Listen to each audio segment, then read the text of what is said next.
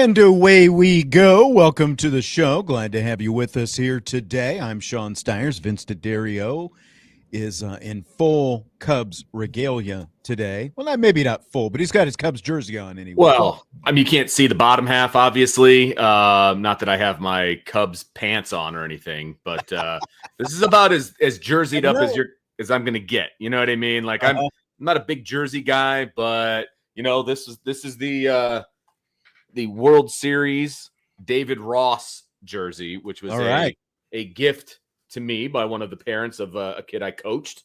He randomly asked me who my favorite player was. At the time, it was David Ross. And because he's, old like I was, and he's a catcher like I was. So like it all fit. And he got me a David Ross jersey. So nice. It was very pretty cool. Nice. Yeah, it's the best gift I've ever gotten. Do you remember when I interviewed David Ross on this show after the World Series? You don't remember that? How can I forget that? Oh, yeah. I was going to say, I would hope you remembered. It was like post World Series, and he was, so he was riding that high. He was, and he was doing like one of these. He was doing Dancing with the Stars. That's right. That's how we got it, because they were promoting the show, and like back at that time, like it was probably the peak of Dancing with the Stars, because this has been 9 years ago, 9 years ago, whatever.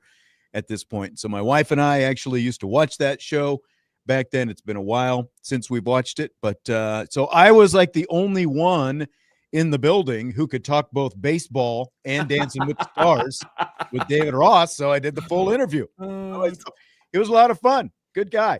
He's a good guy. It stinks the way kind of things went down with him as the manager. Yeah. But it doesn't matter. Like he's always going to be known as Grandpa Rossi on that 2016 team. Like his legacy could not have been tarnished. Like there's just absolutely no way. I'd like to see him get back into TV again, because he was doing TV before he was a manager, and I thought he was really good. Yes, so I agree. I hope that we see him again, because it's been a couple years now at this point since he was the Cubs manager, and he obviously hasn't been hired. He's not. I don't think he's working in baseball at all to my knowledge. I don't think so. Not to my knowledge. Even a bench coach or anything like that. It's tough, because he was given kind of an impossible, situation as a manager. I mean, he basically got the Rich Renteria deal, right? That's exactly right. Yeah. So like you can't really blame him necessarily. Like he made some questionable decisions. I think we can all agree on that. Yeah, but I mean, you're a first-time manager. Those things are going to happen. But you're also managing a high-profile team that wasn't that far removed from a championship at that point. Managing some of the same guys who you played with. Some of those young guys were still there. Yeah, just kind of a weird situation, So yeah, for sure. I looked it up. He is not currently coaching, I don't believe, anywhere. Okay. So yeah, get back into TV, Grandpa Rossi. Yes, agreed. Good. Agreed. He's been MIA since 2023. Wow, that's a long time. Nope. Maybe he's just enjoying being out of the spotlight. And he probably got a pretty good somewhere in the South, I would imagine, from the Cubs. He's not hurting for money. For sure. All right, well, we've got a lot to talk about on today's show. Vince will keep us updated on the baseball. It's a good thing Jesse's not here, because his eyes would just be right there. All the, I mean, I've got the game. I know yours will here, be there, but you can. But I'm not. Yes. Like I can multitask without much of an issue. Right. Exactly. Plus, the game's almost over. Feels like that was around the start of baseball season. You guys were both, there was like once or twice where you guys were deep into it, and yes. I think I hurt his feelings when I referenced him as someone we know who had a habit of doing that kind of stuff while we were on the air. Wow. I mean, yes. No one's worse than that. Come on. But I mean, look, there's 2 outs in the top of the 8th, so things are moving along pretty quickly. All right. That's good. Zipping right along.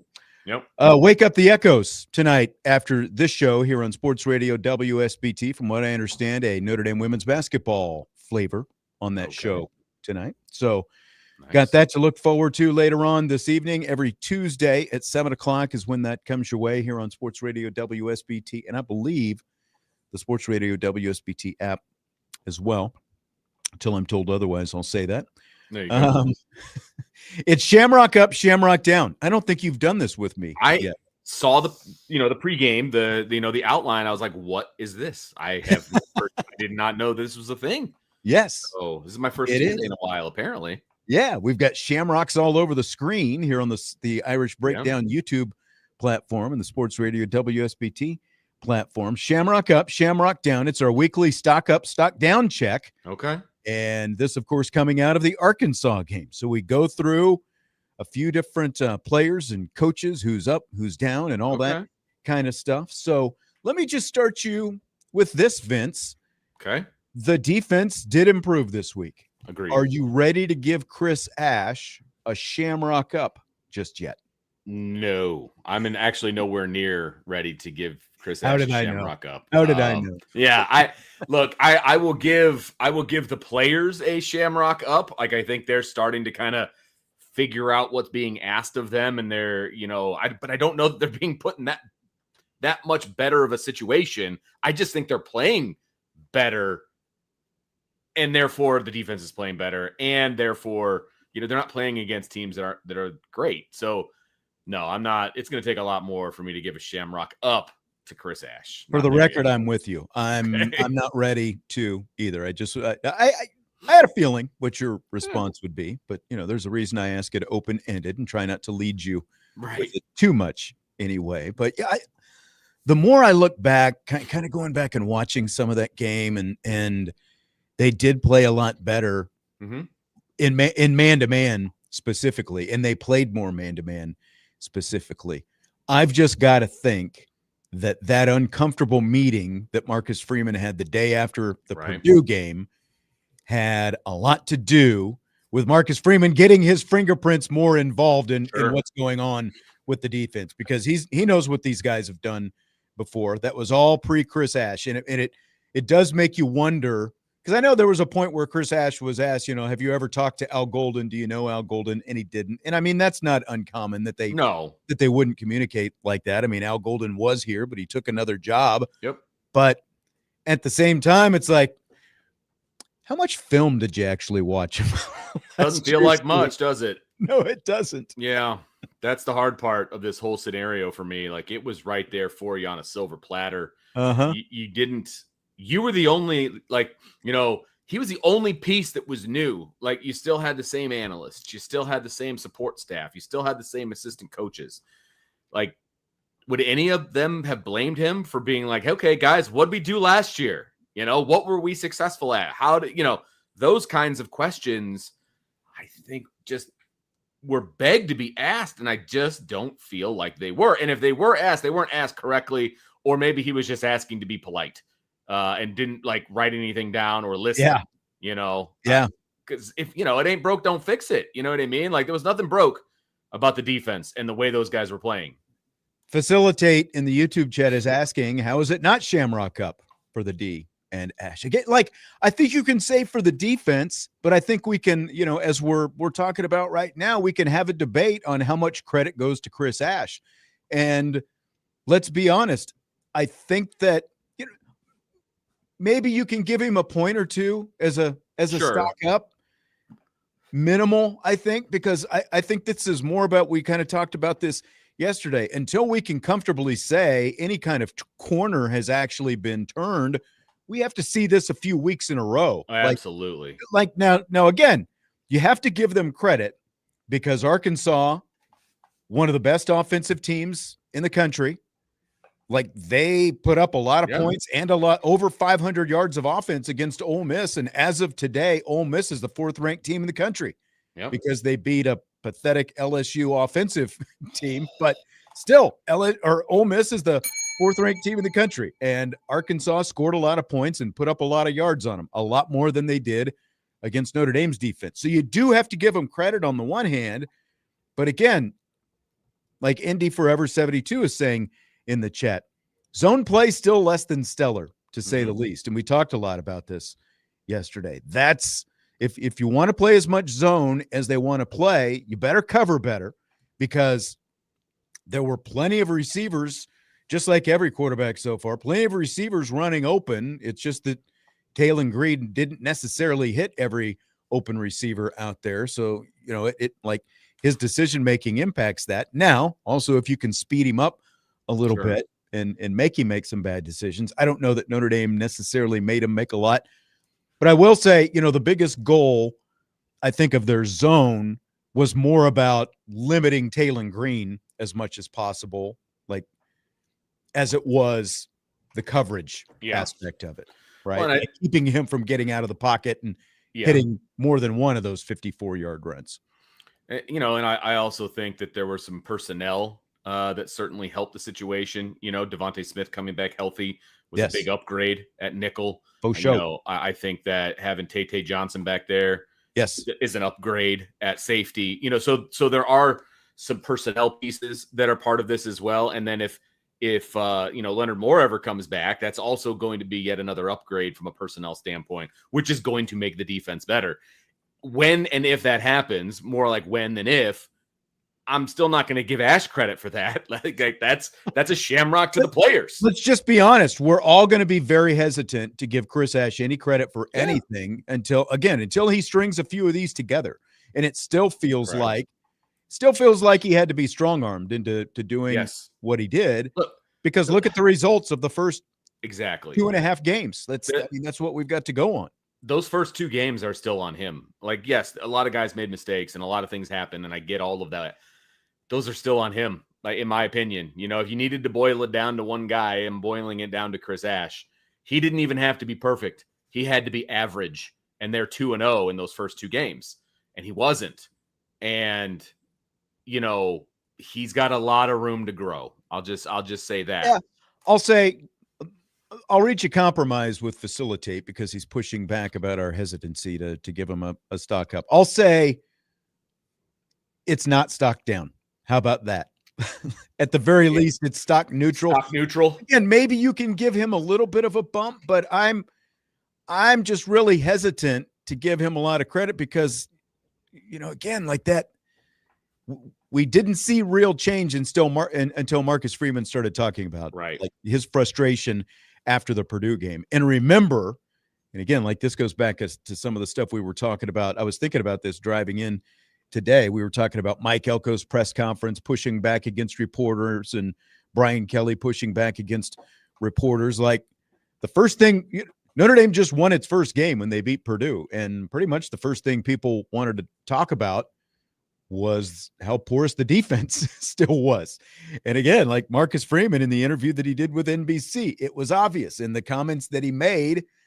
It was obvious in the postgame, the comments the next Monday, 2 days later, it was obvious. He talked about that uncomfortable meeting that they had to have. So I agree with what Joe M is saying in the chat. I think they simplified a lot of things, eliminated some things. And as we were talking about yesterday, guys who come from the NFL probably bring a little bit too much scheme and nuances and things like that with them when you can just, kind of cut it back, cut down and do just fine. That was a lesson that Al Golden had to learn. Yeah. But again, Chris Ash's defenses have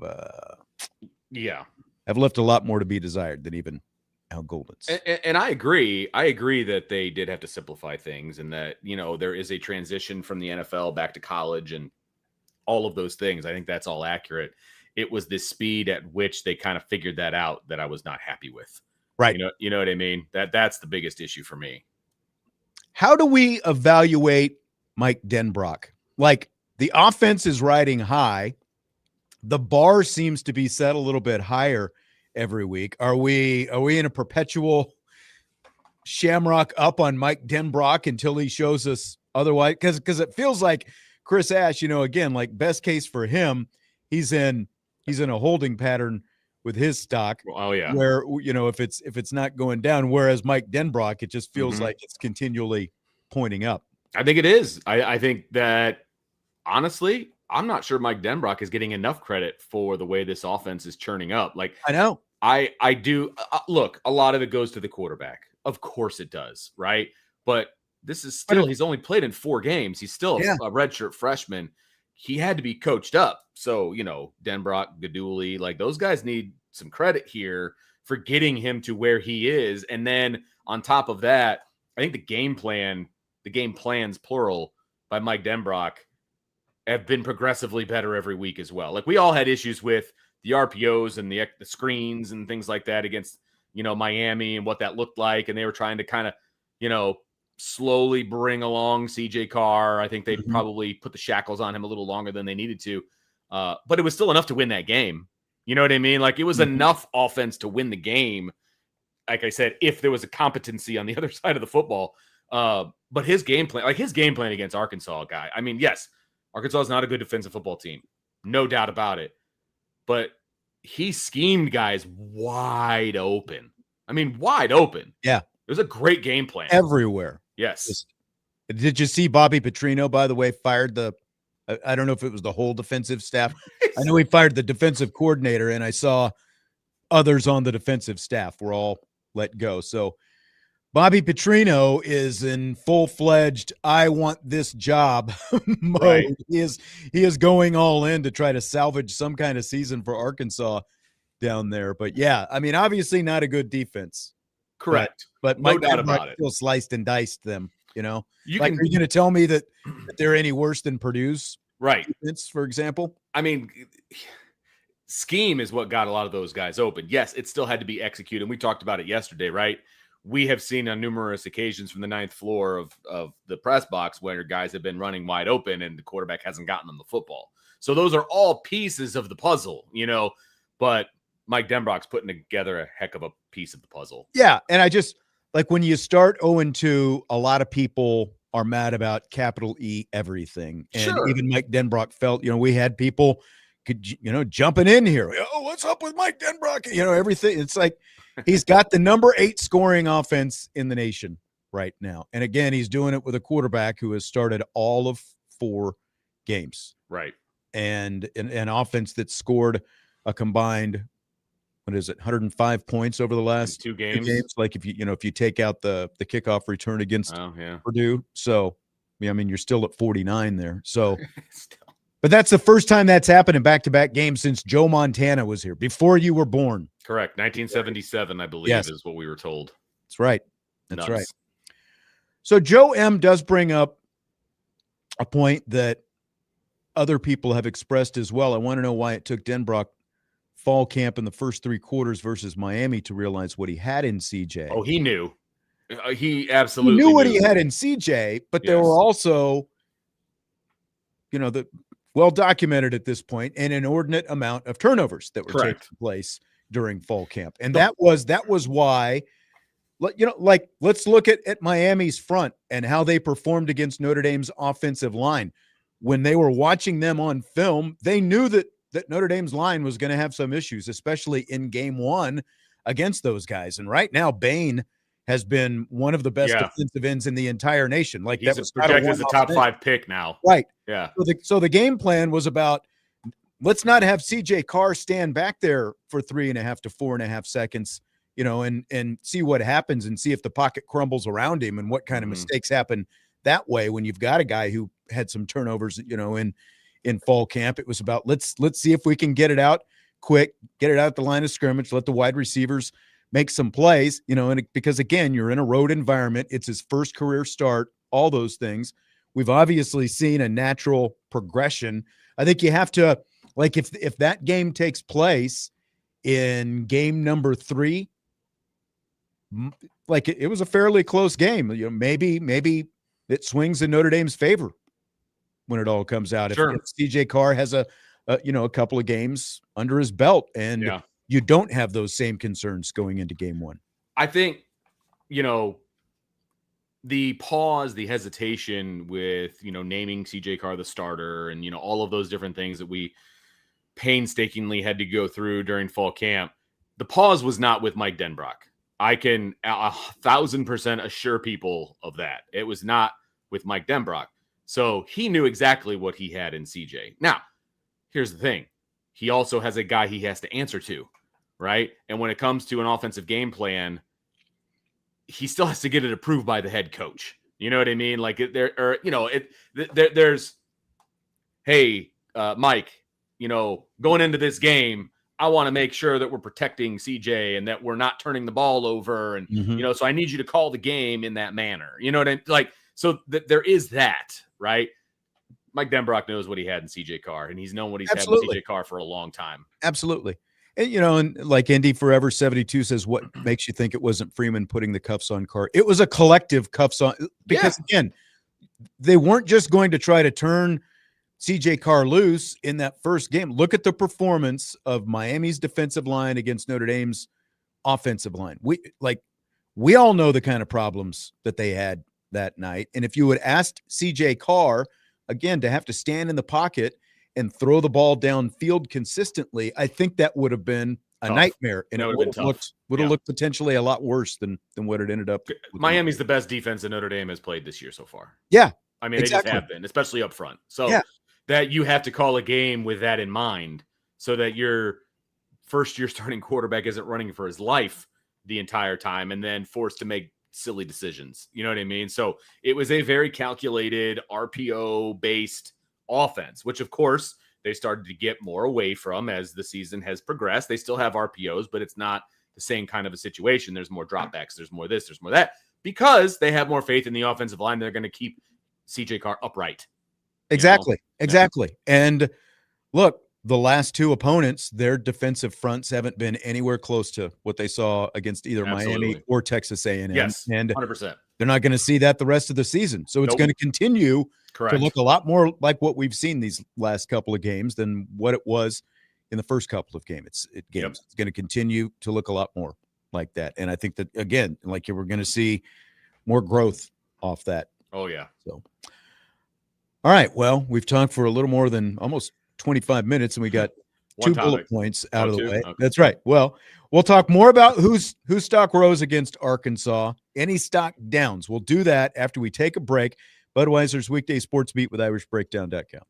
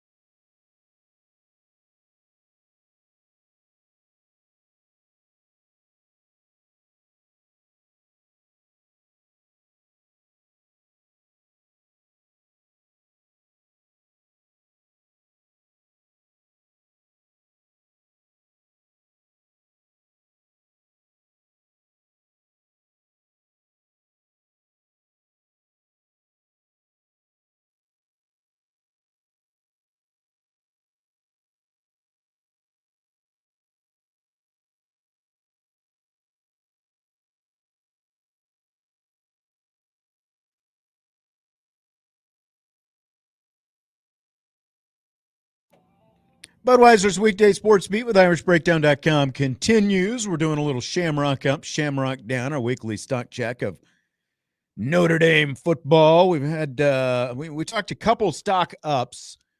Who else you want to kind of hit, Vince? Whose stock you think rose? I'll just give me. I'll give you. Give me one. This one. I don't think we can deny Notre Dame's offensive line. I think it was the best game they've played all season, especially when you combine run blocking and pass blocking. Perfect, no, but like it looked really good. And I think that it's closer to the offensive line we'll probably get used to seeing for the bulk of the rest of this season. Well, and when you are the offensive line in front of 300 plus yards passing and 100 yards plus rushing, like one sack. Yeah, I mean, you do have to give credit where it's due, right? Now, it's not perfect. It's not the dominant offensive line that we were hoping for, but they're trending in the right direction. I mean, they're doing what they need to do. They're doing what they need to do to keep their quarterback upright. They're doing what they need to do to get the most electrifying player in college football, the football, and he's being productive with it. And then the second most electrifying player, obviously I'm being a little bit sarcastic here, but the best 1-2 punch in the backfield, those guys are getting theirs as well. Uh-huh. So when that's happening, you've got to give credit to the offensive line. Yeah. I mean, you do. So I was going to go there as well. Perfection is, I realize there's a high standard, especially because it's Notre Dame's offensive line. Did the Cubs just win? Yeah, baby. 3-1. 3-1. You got my full attention now. All right. Took game one from the Padres in their wild card series. So that's right. Vince can man, that was a quick game. 2.5 hours. Banged it out. No, it was very quick. It was very low scoring as well. So, I mean, you had 2 solo home runs by Chicago and then a sac fly, which is how they scored their 3 runs. So things went very quickly in this game. A little bit of a pitcher's duel. So, but anyway, did you have anyone else or anything else whose Shamrock went up farther than the offensive line for last week? I mean, Devontae Smith gets a Shamrock up for me because we haven't really seen him. I have a pretty long list of Shamrock up this week, the longest that we've had. Because I mean, look, it was very dominant, most lopsided win they've had so far. Yeah, I was trying to go off the beaten path a little bit with Devontae Smith, just because, again, I talk about the personnel changes on defense and how it affected them in a positive manner. He's one of the primary reasons, right? He's a very, very good nickel. He's probably, and this is saying something, one of the best nickels that they've had brought in through the transfer portal in a long time. And like I said, that's saying something because they've had really good nickel play over the past couple of years. So I think Devontae Smith, coming from Alabama, he's played in big games. He's very physical. I think he's a really good player. Having him in the lineup now as a regular, because look, they didn't have an answer when he wasn't playing. Let's be honest. They did not have an answer, right? Carson Hobbs wasn't the answer. They had Golden down there who's kind of learning the position. First game. They did not have an answer, right?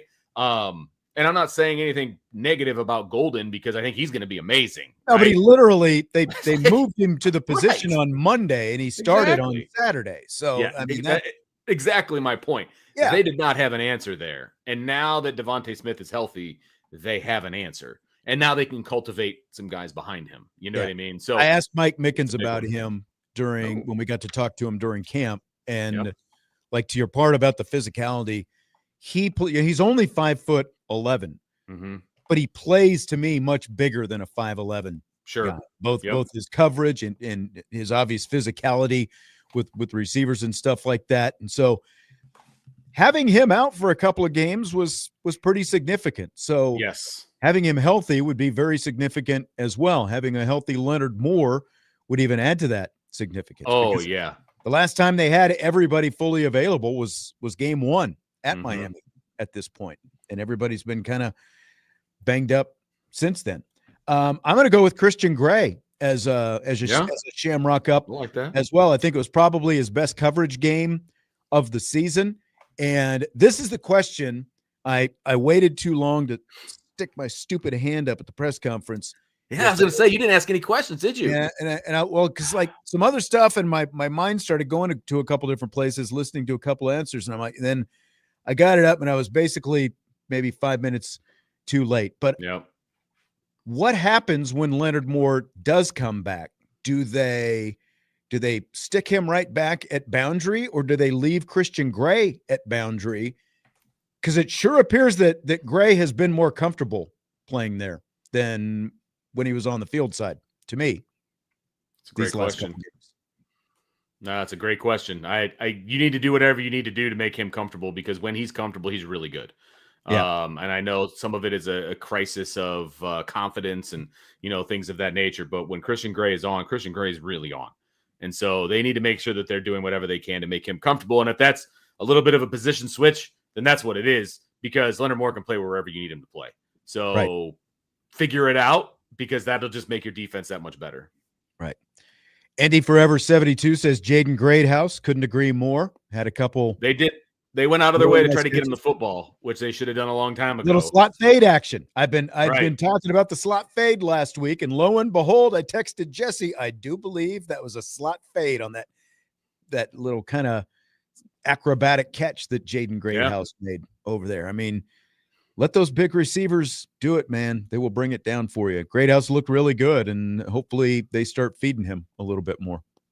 I mean, if they can get him going, I mean, good grief. Like the wide receiving core. I mean, that's kind of a stock up, Shamrock Up for the receiving core as well as a whole, just because they're showing up game in and game out. You know what I mean? With Malachi Fields and Faison, and Greathouse hopefully starts to get on that train, and even Will Pauling getting a touchdown. You know what I mean? So he's starting to get more involved into the offense and things like that. And so, if you can go 4 deep at wide receiver, that's going to be a major headache for a lot of defensive coordinators. So rare is it that we can say that the wide receiving core is a stock up situation for Notre Dame, but I think we're in that. I think we're there. I think we're in that neighborhood. And if they could just stay there, this offense is going to be dangerous. Absolutely. Any other Shamrock ups that you want to hit? I think Tay Johnson coming in his first start officially. It was his first one, right? I think he played really well. I think he's just going to grow into that position. He's going to get more comfortable game in and game out. He's so long. He's so athletic. We saw him just pick off everything known to man, in fall camp. And I think that you're going to start seeing that as the weeks go on here, because they're going to start picking on him because he's the new guy, right? And I think he's going to make some teams pay. He's very physical, made some nice physical tackles in this game. I think he's going to be really, really good. I'm glad that he's starting. Again, another personnel move that we talk about that influences this defense in a positive way. So I think he's a big one. Second start. I couldn't remember for sure if he started. I couldn't remember either. Started against Purdue. Remember, because Schuler was out in the first half, but obviously that's right. They have made a change. Stroman still played a little bit better in the opportunities that he had, but Tay Johnson definitely with his Schuler back there has solidified that back end of the secondary. It looks a lot better, a lot more athletic. They're able to cover a lot more ground and do some different things. I've got Gabe Rubio on my stock up list. It's always hard. We've talked about this before. I think we touched on it yesterday, combining pass rush stuff and run defense stuff. Like it's still the pass rush that this defensive line has to improve on, but Rubio's physicality, I think, just shows up in the run specifically. He is violent, in his own words, in the middle. Because look, like, you don't expect a lot of numbers. I think that's where we got spoiled with Howard Cross. He did so much, but his body type was different. He did so much in terms of being able to get into the backfield and sacks and those kind of things. But like traditionally, the guys at those positions, that is much more about disruptiveness, just general disruptiveness, and also commanding extra blocks. And I think Gabe Rubio's physicality really showed through. I like what we saw from him against the Razorbacks. They need to. The defensive line needs to step up as a whole, to get that pass rush going. And again, they've done well against the run, but they need to be more well-rounded. They need to start putting some quarterbacks on their backsides for sure on a regular basis. You know what I mean? That's what they got to figure out, because Right. again, if you're going to play that zone as much as you are, and they've shown they're still going to play it, you've got to figure out a way to get more pressure with 4 guys, and they just haven't done it so far. Yep. Like to see a little bit more creativity with some of their zone blitz concepts. Yeah. That as well. Any kind of blitz concepts, but zone blitz specifically, since they do it so much now. I'm going stock up. Last week, I did an under the radar stock up, and I gave it to Marty Biaggi because, last week, Purdue, Jadarian Price with the kickoff return. The game before that, Logan Thomas had the punt block that Tay Johnson took back for a touchdown. And now against Arkansas, this is 3 consecutive weeks, we've seen difference-making, like significant special teams plays. This is 3 weeks in a row, and I think it's only going to continue now from where we are at this point in the season. We're going to really see, like, we're going to be talking, I think, about Marty Biaggi and the special teams a lot more, just based on, we've talked about this, like, you get to this point, you've got a few games under your belt, you can watch film a little bit, you can see tendencies, what kind of looks they're going to get. Yep. I think we're going to see some more of these fakes, and we're also going to start to see more blocks as they see how different teams set up their protections that they can take advantage of and that kind of stuff. I think those kind of things are going to start happening. So I'm in the we're above the radar now, but I'll say definite stock up for Marty Biaggi now. Yeah, I mean, he does a great job of putting things on film, making other special teams coordinators really have to think about what Notre Dame is going to do, and that's a benefit. People always say, it's a third of the game, it's this, it's that. It's not quite a third of the game, but it's still an important aspect of the game. And when you can have an edge in that third, that's amazing. That's a big piece of winning tight games, winning close games, winning games in the playoff. We saw that a bunch last year, right? I mean, special teams were a pretty important piece of the playoff run that Notre Dame had, right? So I think this is just kind of moving forward with Marty Biaggi being kind of that mastermind when it comes to setting up special teams and things of that nature. There's still attributes of the special teams I'm not super enthusiastic about, but when it comes to fakes and when it comes to preparation for the other team and what they're going to do, he's off the charts. Like he's on top of it. He's all over it. He's so good. Yep, absolutely. Joe in the YouTube chat says the fake punt pissed off a lot of national peeps because it was 40-13. Apparently, I haven't seen any real pushback from it. But again, we talked about this in rapid fire yesterday. It's the first possession of the second half. Right. You're only up by 29. Like, you can say, well, that's more than 4 touchdowns. Well, as we've talked about, Notre Dame in its history has coughed up a 30-point lead, a 30-plus point lead a couple of different times. Teams do that. Alabama blew a 28-point lead against Georgia last year. Like, it's early in the second half, like, it's coach your own team. Yeah. Is what it comes down to me. Like, I have no problem with them because, again, it's not like this is the fourth quarter. It's like midway through the fourth and you're just showing off at this point. It's the beginning of the second half. There's still a lot of time left in the game. Well, and on top of that, this is an SEC school. You're on the road in their house. Yeah. Right? Like, this isn't a 1AA team, that is there to pick up a paycheck. You know what I mean? That you don't really want to embarrass. Yeah. And I'm not saying that they were trying to embarrass Arkansas. I'm not saying that. But what I am saying is coach your team to stop them. Like, I don't have an issue with that, especially where it was in the game and the way that they explained what they were thinking and why they were doing it. Like, stop them. It's the third quarter, early in the third quarter. Stop them. You're supposed to be this SEC team, which, by the way, a lot of people were saying Arkansas was going to beat Notre Dame. Okay. I don't care what the score was.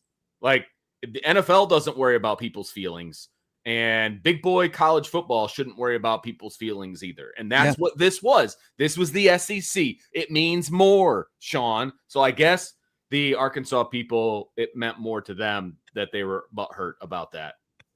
I agree with Tommy. Aggressiveness is a 4-quarter mentality, and I think Marcus Freeman now is in that pushing the right buttons mode, sending the message to your team. Okay, let's not get complacent. We're going to go out of here and do something. And even though that drive ultimately didn't result in any points, that's the shame of the whole thing. but I still think you gave your team a little bit extra juice, a little bit extra energy by doing that. And I believe at the time Notre Dame was 1-2. They can use all the juice and the energy that they can get. So I don't have an issue with that in any way. Yeah, Garuk 74. I tend to agree. Bigger problem with the play calling after the fake. You can't run that amazing fake punt and then not get any points out of it. I completely agree with Garuk 74. You just the way that drive ended was very, very disappointing. Very disappointing because they had scored on the 6 previous drives. This would have been drive number 7, would have absolutely been the nail in the coffin. Game over, and they didn't score. We haven't done any Shamrock Downs. We'll take our final break of this hour. We'll hit some of the downs. By the way, coming up the second hour, the 10-2 discussion / debate / argument that Vince was trying to get into all yesterday. We will do that when we start off rapid fire in the 6 o'clock hour as well, if Notre Dame goes 10-2 this year. We'll do Shamrock Down coming up next.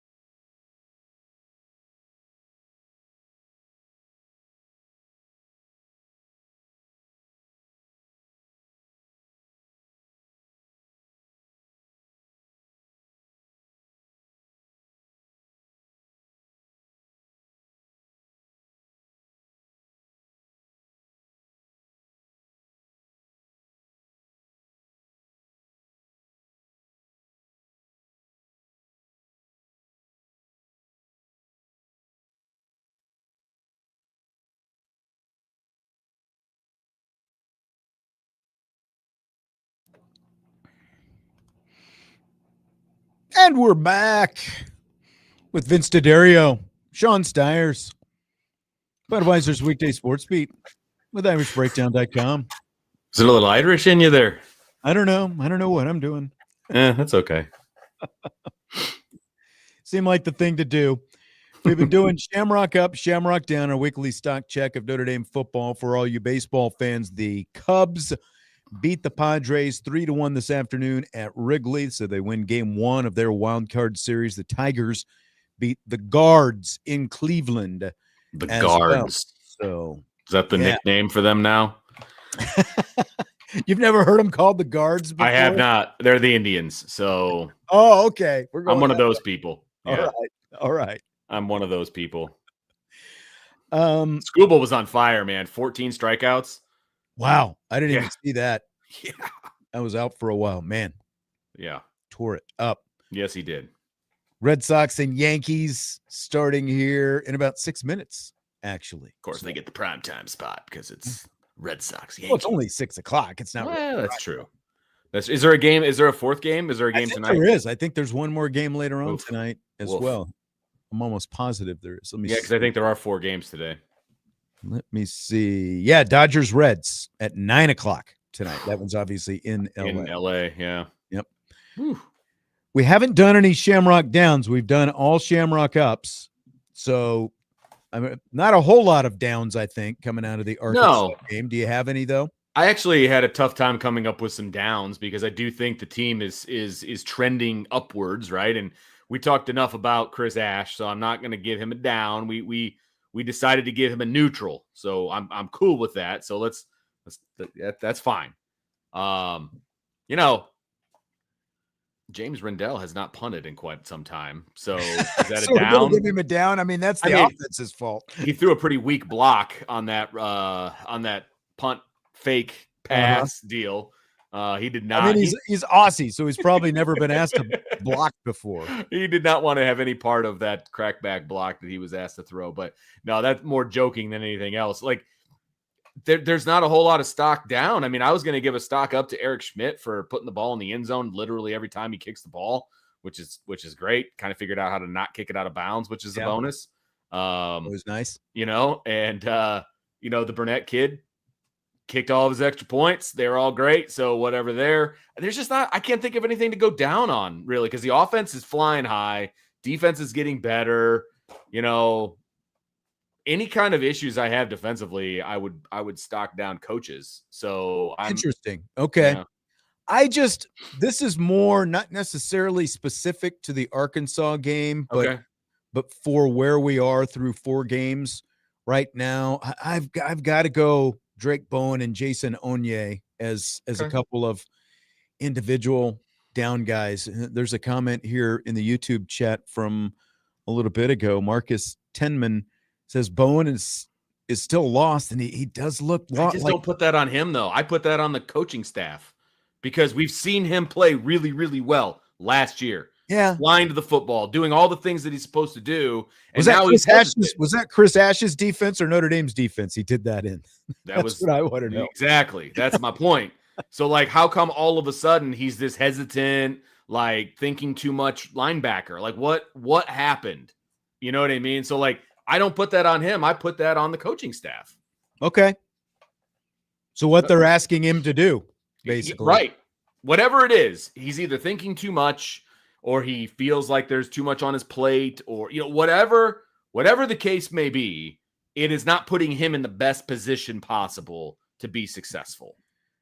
That's where I'm at. I don't know if Carlos is being sarcastic with this or what his tone. He says, can't ask him to drop 12 yards in cover. I mean, they're asking him to drop a lot more than 12 yards in cover when they drop him into that deep third, in the middle of the field. And, we've seen it where they just keep dropping it over his head, essentially. And I do think that is still more about the scheme that it is Drake Bowen. But, right.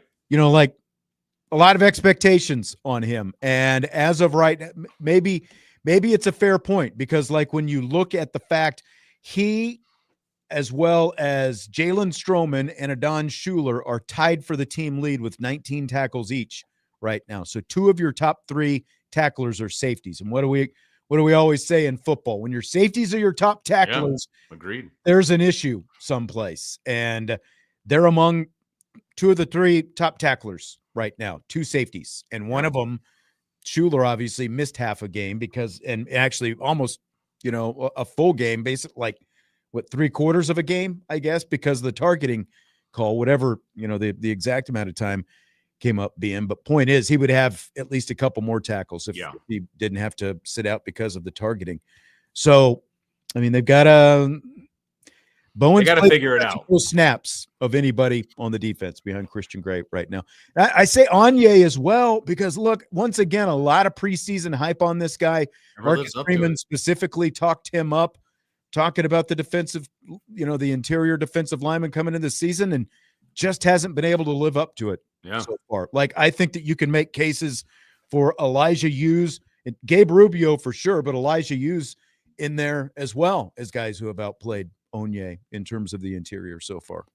I don't disagree with you. This is the third year in a row that we were told that 47 is supposed to be somebody special, and that has not yet to occur. And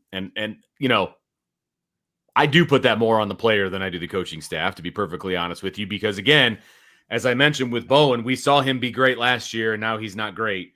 We have yet to see, him be great. Onyé be great. We have yet to see Onyé be great. And he's been talked up 3 preseasons in a row. 3.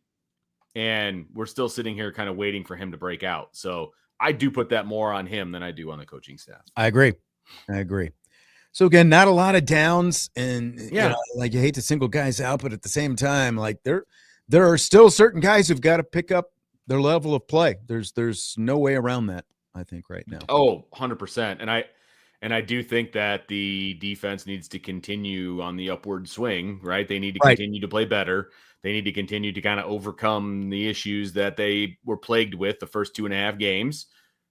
And we'll see what happens. If Notre Dame's defense repeats what they did against Arkansas this week against Boise State, going back to what we were talking about earlier, I'll give Chris Ash that stock up next week.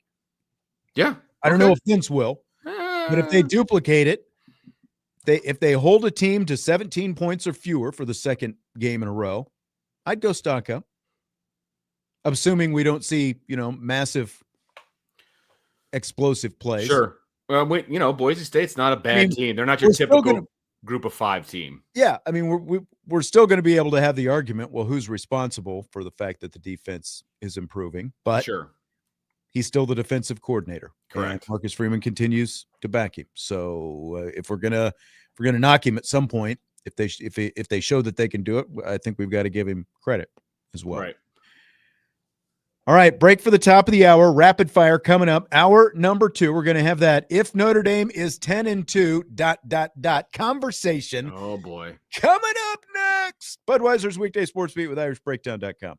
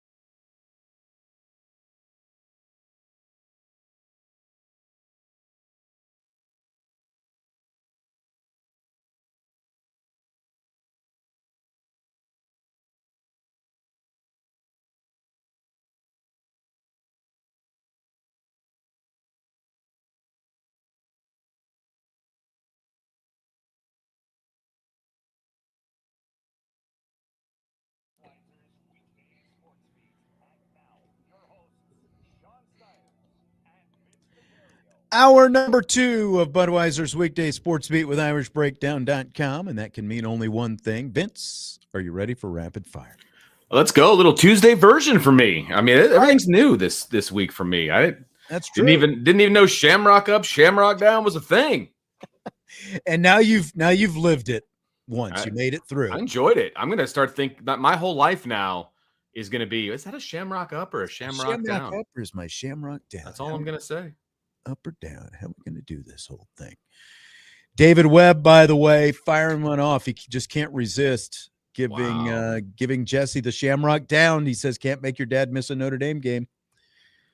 Big event, Canton, Ohio.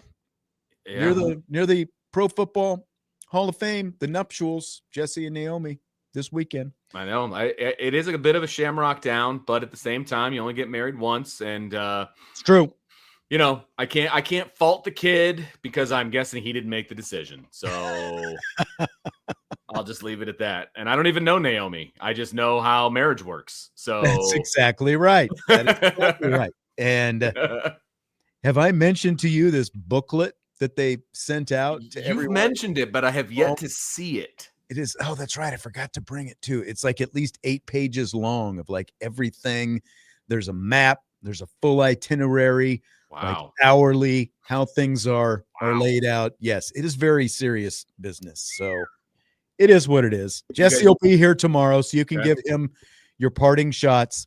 There have been some questions about what happens Thursday and Friday. And this is unique because somebody's got to be in there pushing the buttons and everything. And that's not going to happen. And there will be what I've been told is we won't have Sportsbeat Thursday and Friday. So there'll be like some kind of network programming. Yeah, national stuff. By the way, I forgot to mention because we got so busy with our Shamrocks up and down. I should mention this right now. Of course, Notre Dame and Boise State, 3:30 Saturday, Notre Dame Stadium. And that means an 11 a.m. game day show live from the Linebacker this Saturday with Tim, Jim, Eric, and Tyler. They will all be there before the Irish take on the Broncos, 11 to 2:30. Their guest this week, pretty good lineup, former Notre Dame wide receivers Javen Hunter, Malcolm Johnson, and former All-American defensive back Bobby Taylor as well. So that is this Saturday, 11 a.m., live from the Linebacker and right here, Sports Radio WSBT and the Sports Radio WSBT app. Randolph says, go Irish. Thank you very much for the super chat, sir, in the YouTube. Appreciate that. Vince, let's do some rapid fire. All right. We're going to ruffle some feathers here. Yeah, promo stuff out of the way. You wanted to talk about this yesterday, so here it is. Here we go. It took all of 10 seconds, I think, maybe if that, after Notre Dame's win over Arkansas for the 10-2 arguments about the Fighting Irish to begin. So my first question about this whole 10-2 conversation is, do we really want to do this? Like, do we have to start now? We don't. Do we want to do this for the rest of the season at this point? No, I don't think. I think, okay, we can touch on it now, but I don't think it's something that we need to revisit every week because my stance is not going to change. So there's really no point in revisiting it. I'm very, very certain about how things are going to go if Notre Dame is 10-2. So that's where I'm at. And I'm the son of Ang says, of course we do. We just, yes. I just like, can they at least get above 500 first? Can they get above 500 before we even start going down this road? Because look, I think the best thing you said all of last year after they lost to Northern Illinois was, we're not talking about playoffs. Right. Like we're putting the kibosh on playoff talk.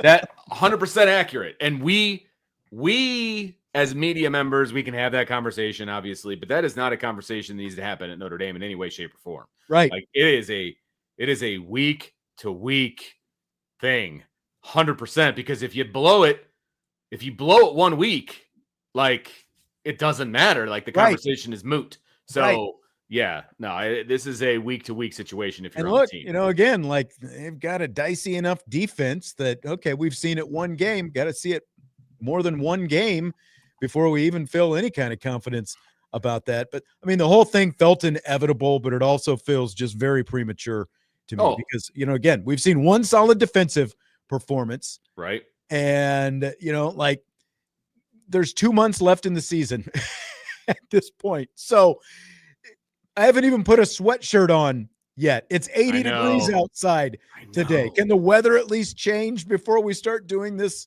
whole thing? Look, the weather's supposed to be like a high of like 70 right now, and it's like 84, which is messed up in a lot of ways. But yes, I agree with you completely. It's you want me to boil it down for you, Sean? Like, it's real simple for me. Okay. Like, let me ask you this. I think this is where you're going. Okay. Scale of 1 to 10. Your confidence that 10-2 Notre Dame gets into the college football playoff. 10. It's a 10.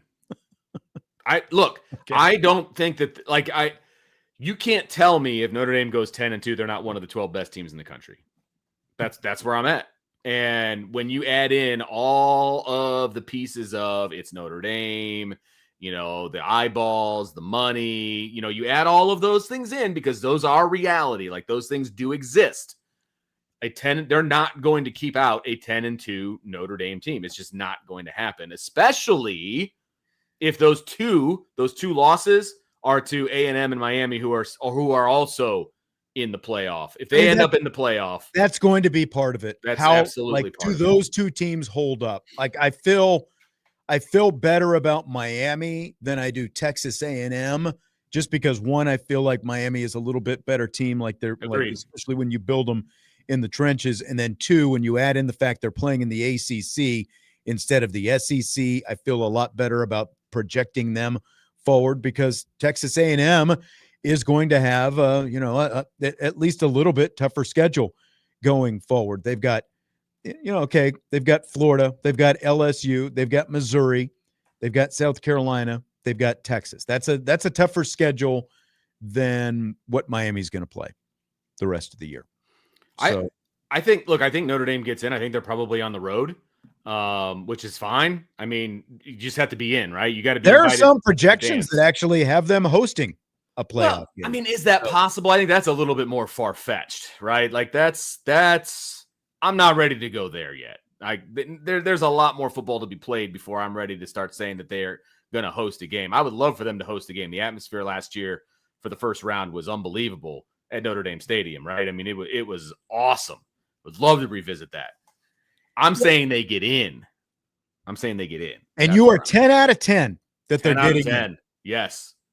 10 out of 10. I don't think the playoff committee is probably sitting in that room going, what's good for TV ratings? If I think we need to make sure that we include Notre Dame. I would disagree with that. I would say that that's absolutely. You think they're actually absolutely 1,000%. Yes, 1,000%. No, that is not. No, I disagree. Oh, I know you disagree. It's all about money. The whole thing. They don't care who wins the national championship. They just want to make money. Can you imagine if it got out that the playoff committee was sitting in the room talking about TV ratings as opposed to who's actually the best? I didn't say as opposed to. I'm saying that could be a part of the equation that could pick Notre Dame over somebody else. If everything else is equal, they'll take Notre Dame. Absolutely. 100%.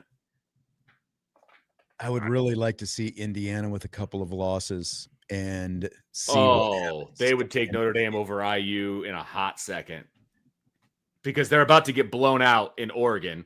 Right. Notre Dame does not have a blowout loss on their schedule. That alone will put them behind Notre Dame. I'm 9 out of 10. I'm going to allow. You're right there, buddy. Yeah, but once again, Vince, you're dealing in the absolutes. Notre Dame is ranked 21st right now. So, now granted, there are a lot of teams ranked in front of Notre Dame that already have one loss. Notre Dame is the only 2-loss team in the top 25 right now. There are people who feel some kind of way about that, but to them, here's what I would say about that, because there is a very strong case, and this, will be brought up in the room if this happens. One, how this Notre Dame offense potentially keeps performing over the course of the season. They're the 8th, they're the number 8 scoring offense in the country right now. But Notre Dame has played the toughest schedule of anyone in the nation so far. And it's quite frankly not even close. And it's not even hyperbole, So people are going to talk all year about, well, Notre Dame lost to the only two good teams that they played. But for one of those two teams we just talked about, or both of those teams rather, Miami and Texas A&M, are still undefeated, and they're both in the top 10. And there are plenty of people who do think that Miami should be the number one team in the nation right now. And the Fighting Irish are not only the only team in the country to play two teams currently ranked in the top 10, they're also the only team in the nation to play two teams that have even been in the top 10 at any point this season. They're also the only team in the nation that's currently in the top 25 that has played an all-Power 4 schedule.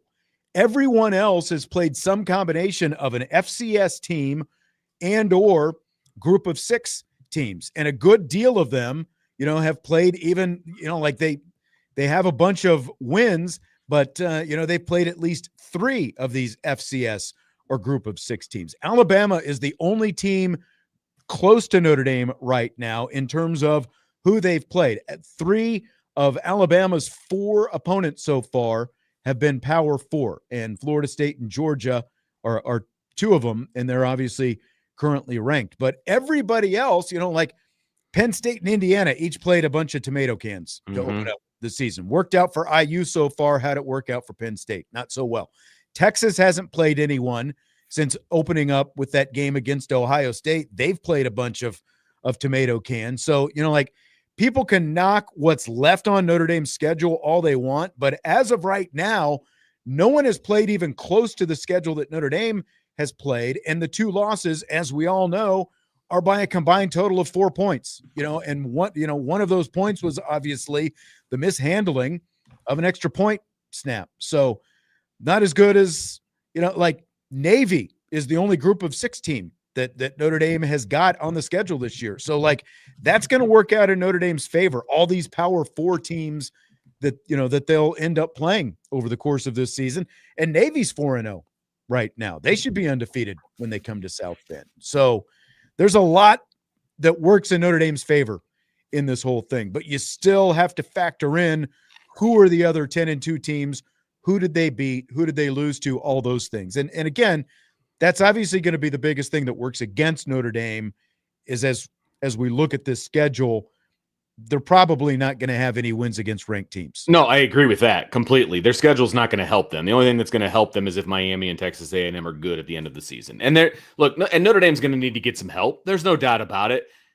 Do you think I forgot about Boise State being thanks for the assist there, I am Tenzin. But they just went to the playoff last year. Right. So, they played 2 group of 6 teams. They play Navy and they play Boise State. Right. And they're literally playing the best group of correct. 16 in the last 25 years, like year in and year out. But you know what they're not doing? They're not playing an FCS You're playing the team. Gonzaga. You're playing the Gonzaga of college football. Yeah, right. You're not playing an FCS team, those kinds of things, which I still give Notre Dame props for, even though they crapped the bed by playing Tennessee State that year. But whatever. I bet though. Just the kind of like my thinking about Boise State, it's almost like they're not a group of 6 because they have been so successful, obviously. Yeah, there's going to be arguments, obviously, as the season winds down, because there's going to be an SEC team, there's going to be a Big Ten team, and then there's going to be Notre Dame, and there's going to be a discussion as to who belongs in the playoff. Like, that's going to happen, right? I just think that there's no dominant teams in college football right now. So there's going to be a lot of teams that are going to be saddled with some L's here when the season's all said and done. And so that's going to bring the pack back to Notre Dame a little bit. And I think that's also going to help Notre Dame. And there is going to be some recency bias as well, because if Notre Dame continues to put up these kinds of offensive numbers that they've been putting up so far this season, and we know that they're not going to be playing a bunch of great teams, there's going to be a lot of highlights out there of Notre Dame scoring points. And there's going to be a lot of people that are going to be like, this team is going to be a real tough out in the playoff. I mean, if you end up averaging 45 plus points a game, which there's every realistic possibility that's what they're going to end up doing, like that's going to stand out. But the question will end up being, will they one, obviously they can't slip up the rest of the way because Yeah. and like that's built into this question because we're talking about a 10-2 Notre Dame. But like the way things are shaping up right now, it's kind of like Mike Denbrock's last year at LSU, where they had a great offense, obviously, but they had a horrible defense. And that's also part of how Notre Dame's going to be evaluated. Yes, it's going to help them if they're just scoring touchdown after touchdown with a first-time starting quarterback, and they're scoring all these points. At the very least, people will say, well, they'll be entertaining. Right. They'll be entertaining. Yep. But how's that defense actually going to stack up? So yeah. I just think that this team is going to be a great team to watch. It's going to be fun to watch. And that's going to play into it. You know what I mean? Like, they're not going to slog out a bunch of wins here, for the rest of the season. It's going to be fireworks. You know what I mean? The committee can say whatever it wants. They like offense. They like fireworks. They like those kinds of things, and they like gold helmets. And the committee has always been very fair, if not biased, towards Notre Dame when it comes to selecting them for the playoff. Okay? USC or I am Tenzin, I am the son of Ang says USC will be ranked as long as they're 8-4 or better. I don't know about that. Because they also play Oregon in their second to the last game of the season. And if they get the snot kicked out of them by Oregon, like even if they are ranked at that point, which I'm not really sure they will be, they got an interesting matchup. Not this week. They've got to bye this weekend, but they play Michigan next weekend, the week before coming to Notre Dame. And then they go to Nebraska, which I think is a sneaky game for them. And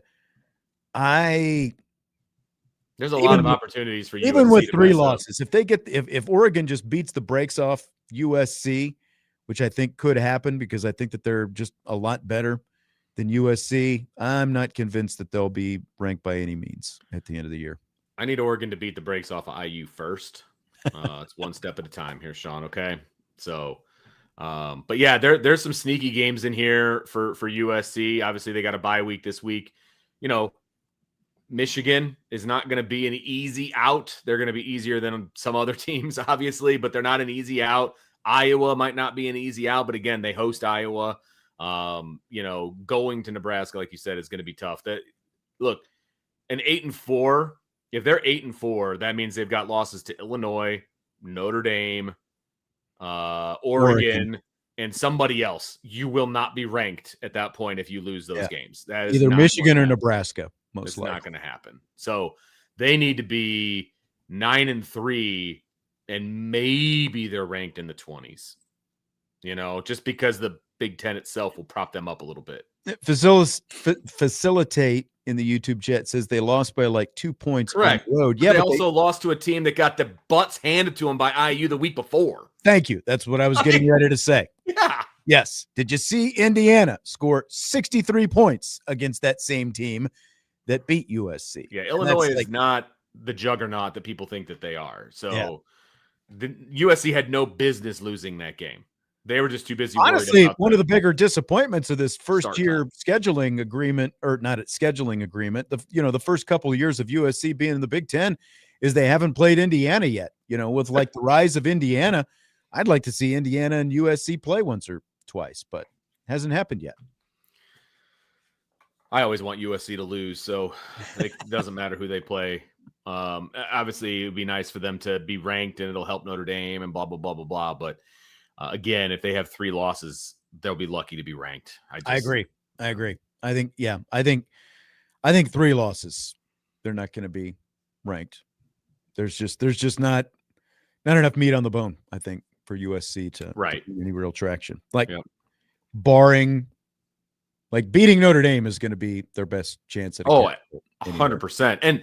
And to people's points in the chat, I just want to make sure I put this out there. If Notre Dame loses another game, there is no chance they make the playoff. Correct. Zero. The whole conversation was about if Notre Dame is 10-2. Correct. Lose another game and you're not going to the playoffs. No.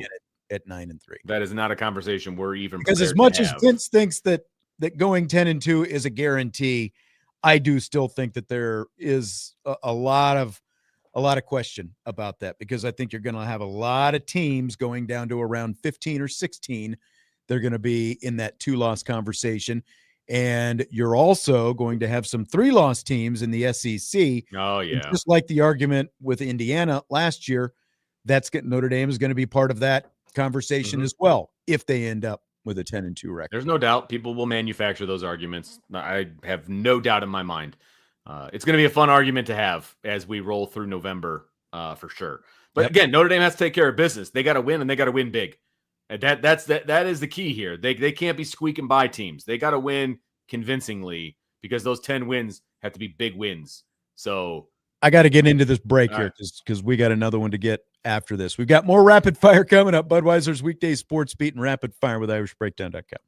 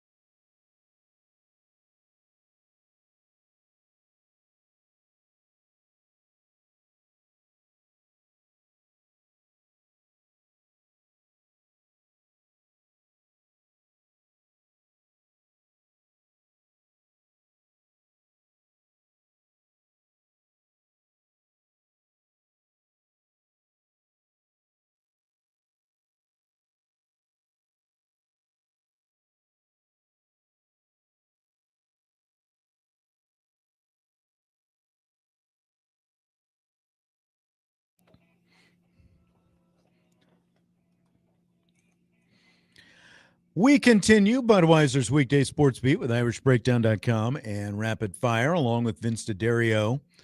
I'm Sean Stiers. So, Vince, fill in the blank. It's blank that, according to ESPN's on-screen graphic during last night's Cincinnati Bengals game, Al Golden's Bengals have the lowest blitz rate of any team in the NFL in the last 3 years. It was surprising because I was watching the game and I saw that graphic come up and I was like, that's awfully interesting. And actually, I called Brian and we had a conversation last night. And I was like, did you know that? Because he doesn't watch the NFL. And I was like, hey, did you know that this was kind of the case? And does this surprise you at all? He's like, well, the NFL is different. And, there's not as much blitzing going on in the NFL because of the way the offenses run and blah, blah, blah. And he had all kinds of stuff to say. I guess I understand that, but it feels like his philosophy. I guess I've only known him as a defensive coordinator at Notre Dame, but his philosophy was to put pressure on the quarterback, and his defense was just getting worked last night by the Broncos. Yep. And putting a little pressure on old Nixie boy back there might have done him some good, but they couldn't stop the run. They couldn't stop the pass. Like, it was rough all around. So I don't know. Blitzing would have helped, but it was surprising because it is different than his MO as a college defensive coordinator. I mean, I don't know if I agree with all of Brian's theories about what, why they, like those specific ones that you outlined there. I mean, there's still plenty of blitzing going on in the NFL. It's just that Al Golden, for whatever reason, is not blitzing right now, which is just insane based on what we saw from him in his time here at Notre Dame. I mean, he was like Mr. Blitz happy mad scientist, blitzing all the time. What I wonder, as you compare it from that he did at Notre Dame to the lack of blitzing right now, is in college, you can take by blitzing that much, by bringing exotic pressures from all different places, disguising blitzes, you can take advantage of much less experienced, not as good caliber quarterbacks in college compared to in the NFL. Like, you can seriously take advantage of young, inexperienced quarterbacks in college in a way that you can't do it in the NFL. So, like, I wonder if that has something to do with it. But again, this is not just, like, he's not blitzing as much.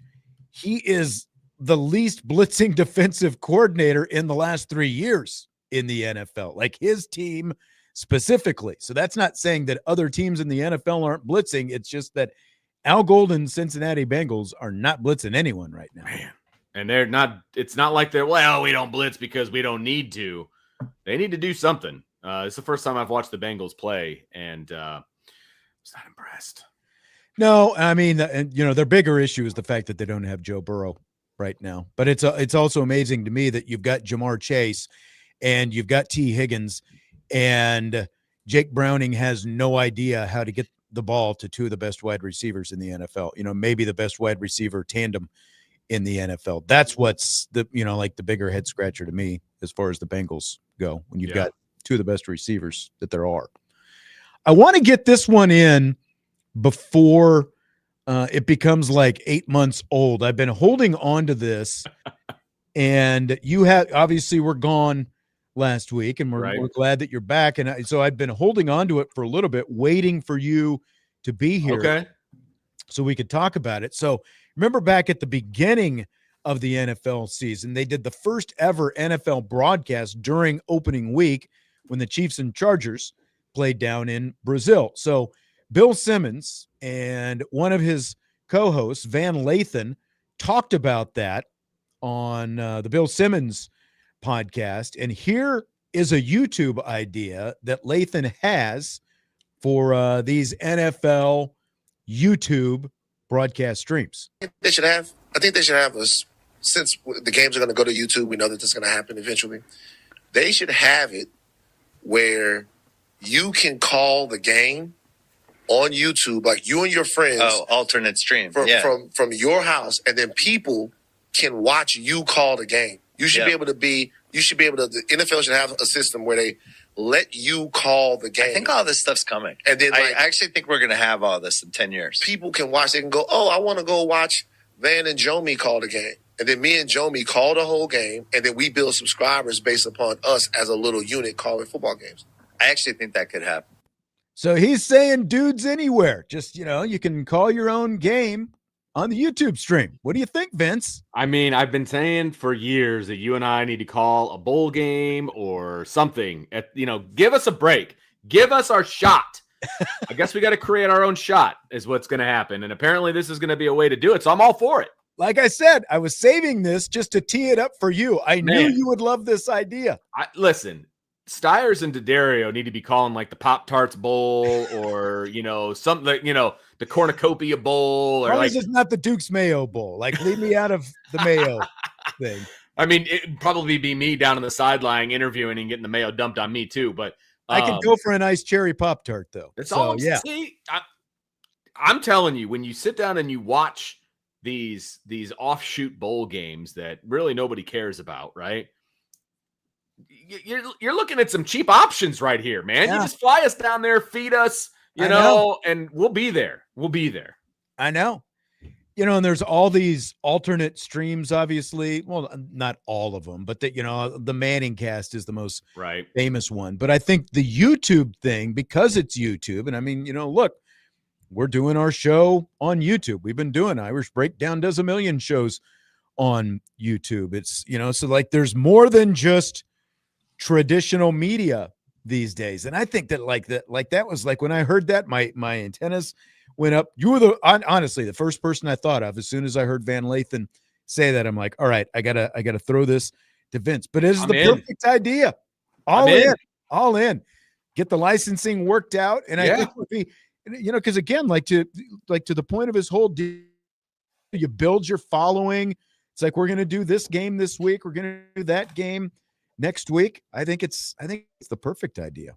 I think there's a lot of Notre Dame fans that would tune in to listen to us call a game as opposed to some other people. I'm just saying. I'm just throwing it out there. You may be blowing your head up there a little bit. I don't know. I might be. I may be. And if my wife ever heard this, she would be admonishing me left and right. But taking friends and family out of that. I mean, I'm just saying. No, she would be against it. She'd be like, "You're an idiot. You nobody's gonna want to listen to you. That kind of thing." But just saying, we had a loyal following when we did games together. Yeah, I think you're right. Carlos says he thinks in 10 years traditional media will be gone. Only thing holding it up is sports. It's going to take more than that. There's still a lot of money flowing through that traditional media. So, yes, there is. Lots of media channels. I would say I would put a shelf life of closer to at least 30 years on it. It obviously the landscape changes a little bit all the time. Like just when you think of 2025, think about 2008. Do you remember 2008? That was when a while back I made my forced exit from the other radio group that I used to work with. So like think of where we are now. Like if we had any of this stuff of it, like what we're using right now, any of these resources available to us back then would have been a lot different. Yeah, I think. I agree. Like 2008, I think were there even iPhones? Like, were we even like they had them? They were like early stage, like iPhone 1 or like YouTube was not what it is now. There was no YouTube Live there. I don't believe there was nothing along those lines. It's like if you wanted to talk about sports and have other people listen to you, it had to be on the radio. Like that was it, really. Right. Podcasting wasn't really a thing. None of the guys on the beat were doing podcasts. You know what I mean? Like they've all been kind of forced into that realm because we were still doing, because like with all the, my strings and like trying to put things together, we were still trying to do a traditional weekly, and it was, semi syndicated. We were on a few different stations, but it was more about the radio than the podcast aspect of it. And if I knew then what I know now, we obviously would have tried to build a more traditional podcast because again, like podcasting was still in its infancy. People were doing them, probably like Bill Simmons being, one of the first in terms of popular sportscasts. He was kind of in on the ground floor of that whole thing, but podcast was still in the very early stages at that point. Oh yeah. I remember when we were doing, well, I don't want to go down memory lane here, but I remember having to post Weekday Sports Beat back when, we were all there together, having to post it on the podcasting site for WSBT, but it was just like to the app, you know what I mean? So it was like, and it seemed useless and worthless, and I don't know, didn't seem like a thing back then. A lot of different things, yeah. Like, so let's not post it on our website. Let's only send it to the app. And that's weird. Take our final time out. Back, we've got a couple more topics to go. We've also got Wake Up the Echoes coming up at 7 o'clock here tonight on Sports Radio WSBT. It's Weekday Sports Beat, Budweiser's Weekday Sports Beat with IrishBreakdown.com.